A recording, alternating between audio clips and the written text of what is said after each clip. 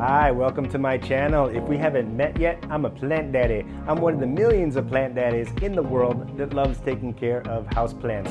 This channel is about houseplants, home automation for houseplant care, and over the past year I've gotten involved with hydroponics, growing in small spaces, and I'm excited to share with you this new journey that I'm on. In this video, I want to share with you 7 things that I've done to upgrade my gardening experience growing in the Rise garden system. So 7 modifications. Now before we get into the video, I wanted to let you know that this video is not sponsored in any way. The products and brands that I'm going to mention in this video I have no association with. These are things that I just use that work for me, and I wanted to share my experiences with you and give you honest experience. So that's the reason why I disclosed that, to be completely transparent. Also, just wanted to let everyone know that the information presented in this video does not constitute as advice. I just want to share some things that have worked for me. So now let's go ahead and get right into the video. Now, when I first purchased my Rise Garden system, it came with scissors to cut the leafy greens, lettuce, and herbs, but I upgraded to use these VivoSun 6.5-inch pruners. Now these are nice because you can get more of a finer cut when I'm cutting herbs, so that's really nice when I want to get in really close and just snip some herbs. So I'm really happy with that. So this was the first thing that I got to upgrade or modify my experience with gardening. The second thing that I purchased was a hygrometer, and this tells me the humidity and temperature that's in the relative area of my gardening system, so I can measure the temperature. Right now it says 75 degrees and it's 47% or 48% humidity. Now I like to keep track of this just to get an idea of the growing conditions in this garden area. And this hygrometer syncs to a hub, which also syncs to my phone, so I can look at the data on my phone. So it's nice because I can look at the data historically of how the humidity levels have fluctuated in my system. I can export that data. Although I just actually look at the temperature and the humidity directly in my garden when I walk by it every day, just to kind of get an idea. But if you're curious, this is made by SwitchBot. So I have this connected to the SwitchBot hub, which also connects to my phone. So this is pretty cool. The third thing that I modified with my Rise Gardens was I installed fans. And you might be wondering, if you're new to hydroponic gardening, you might be wondering, why would I install fans in a hydroponic garden? Well, the fans will help create a natural environment of where the plants would normally grow in nature, but they would help with strengthening the stems of the plants, creating airflow, and then they also help deter pests. And then it also helps control the environment by reducing the humidity levels, because if the humidity levels get too high, then algae grows in these on top of the pods. So the fans will help with airflow and just create a little breeze through the garden. And it's nice because it also helps with pollination. If I'm growing tomatoes or cucumbers, it'll just help with pollination too. Now, the other cool thing that I have set up with my garden and the hygrometer is that when the humidity level gets above 60%, I have the fans turn on. And because I connected it to a SmartThings switch. So the fans are connected to a SmartThings switch. And then I'm using If This Then That app to connect to the hygrometer, so that I programmed, and I'm not a programmer, I'm not a techie like developer or anything. I did this setup with out-of-the-box stuff that I'm using, that is, if you could solve puzzles and put things together, you could build this automation. So it's cool. If the humidity rises above 60%, then turn on the fan. So that's the logic that I put And if it drops below 41%, then I have the fans turn off. So that's kind of cool.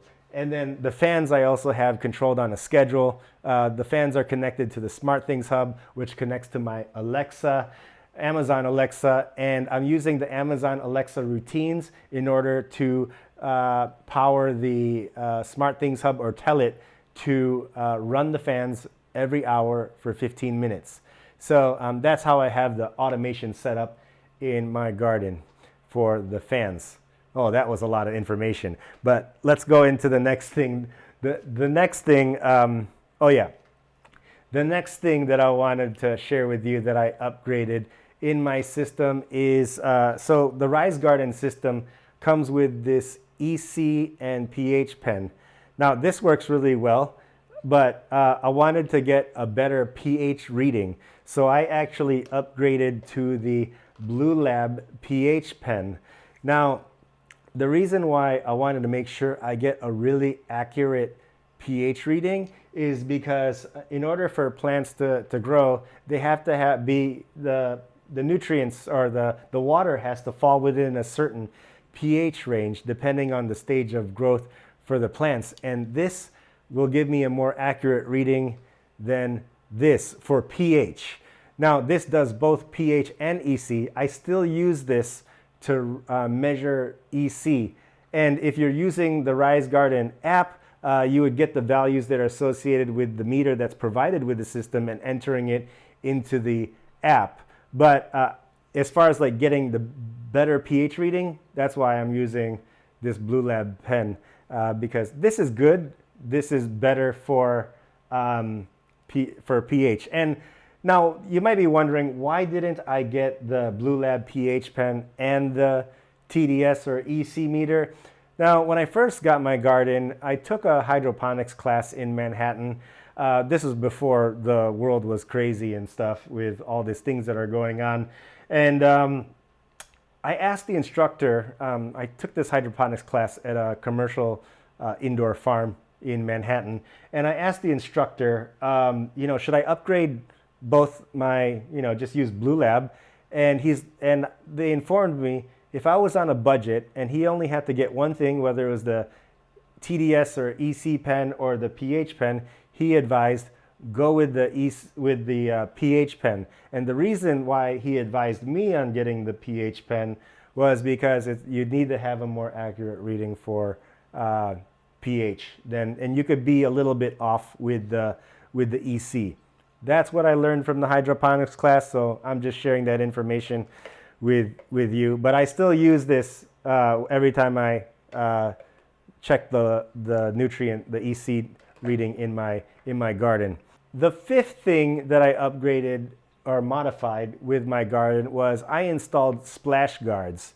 So I'm just using 1-inch tubing that I've inserted into the drain of my garden to prevent water from splashing around, because depending on how the water is flowing, water used to get on top of my tray, and when it dries up, it would leave like a little nutrient residue. Not a big deal, but I would just have to wipe it, and I want my garden to be clean, and plus I just want all the water to flow directly into the system. So I installed splash guards. The sixth thing that I modified with my Rise Gardens was I elevated the power brick off the floor. And I just mounted it to the back of the garden using a picture frame hook along with wire and some tubing and some Velcro just to elevate it off the ground. Now, I should let everyone know, let you know that my garden in the year of owning this has never overflowed, because I've always cleaned the roots and make sure that the drains are clear. So I just want to, let me repeat that again. This garden has never overflowed in the year that I've used it. But I just wanted to take a precaution because I learned from the hydroponics class that I took in Manhattan, safety of just making sure that cables are elevated off the floor, so in the event that anything happens. So that's what I do with my system. I just elevate the cables for safety. The seventh thing that I installed with my garden. And again, I'm going to say it again, my garden has never overflowed, but I just want to make sure that I have reassurance that if anything was to happen, that I would be alerted. So I installed water sensors in the garden at the drain in the unit, and then I also put another water sensor on the floor. So I actually have 2 water sensors just to detect 2 possible areas where water might flow. So this is just a precaution that I'm taking because I live in an apartment. If water gets all over the place, I'm not sure how it would go, but I just want to make sure I get alerted to what would happen if water would flow. But I should let you know and emphasize, this garden has never overflowed on me. But let me share with you how loud this alarm would be if it would be activated. So I'm gonna pour water in this tray just to kind of like replicate what would happen if water was to spill.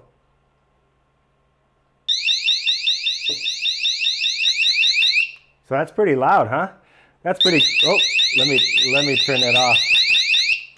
Yep, so, oh, there we go. I just reset the alarm.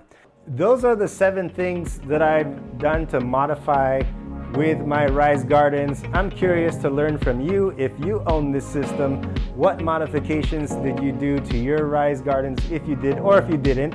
And let me know, share some feedback on what you think is cool or what you think might be just a bad idea, or if there's anything I can do to improve, something I missed in my system. I would love to learn from you as well, because this whole hydroponics journey is new to me and I'm learning something new every day. And as I continue to grow and learn, I want to share this information with you.